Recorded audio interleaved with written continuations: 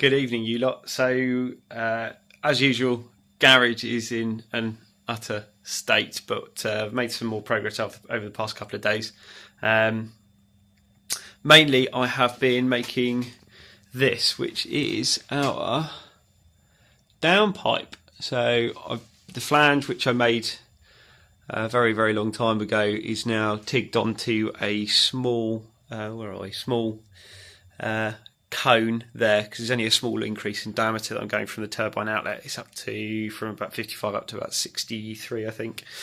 And then a load of 316 mandrel bends. I've incorporated a stainless steel flexi in there and then a V-band on the end, so there's plenty of movement capability within that to make sure that we don't have any issues with cracking. I'm going to put on a couple of brackets as well, which will bolt to the block pre-flexi, so the turbo and the downpipe are held fixed, and then the rest of the exhaust can move around. That fits up on the car quite nicely. Just grab hold of that. We're going to, I'll pop it on the car so you guys can have a look and see what you think. Make sure you can see what we're doing. There we go, right. So it just fits up as is, and the turbo fits onto the studs.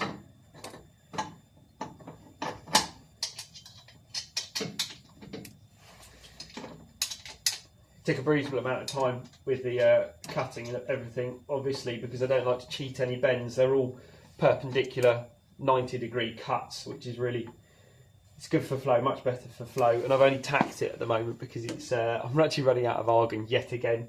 So that fits on there quite nicely.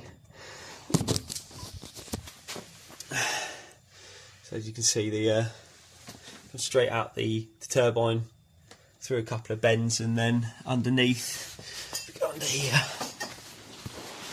we've just got a V-band which bolts up between these two right here. Now the only issue that I've got is that there's a little bit of a clearance problem up there, so I need to do a little bit of clearancing. I might either add in an S just to move the pipe over a little bit.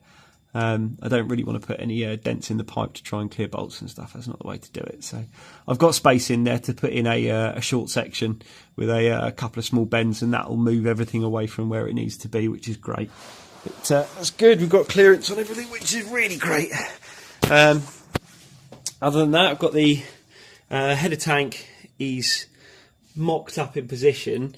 I've been trying to make sure I'm making use of the thermosiphon because, well, it's stupid not to really. Coolant flow without having the pump having to do anything makes a lot of sense. Any resistance against the pump causes cavitation anyway, and I don't want any boiling in there. So, same again on the charge cooler. So I have mocked up all of the charge cooler pipes. And we've got all of the plumbing in there, and it fits nicely. And again, making use of the thermosiphon on that, even though it won't be as hot. I mean, you only probably see 30 to 40 degrees water temperature, but because you've got a temperature differential across the radiator, it is best to feed the hot in at the top, and as it cools, it then contracts towards the bottom of the radiator, which pulls more flow in from the top. Again, it's flow without any having to put any extra energy in, so I might as well make use of that.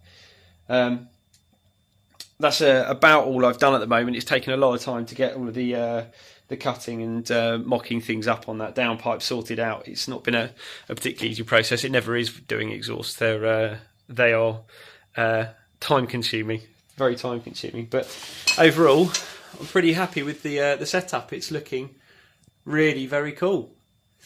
Hopefully more again soon. Speak soon, chaps. Bye.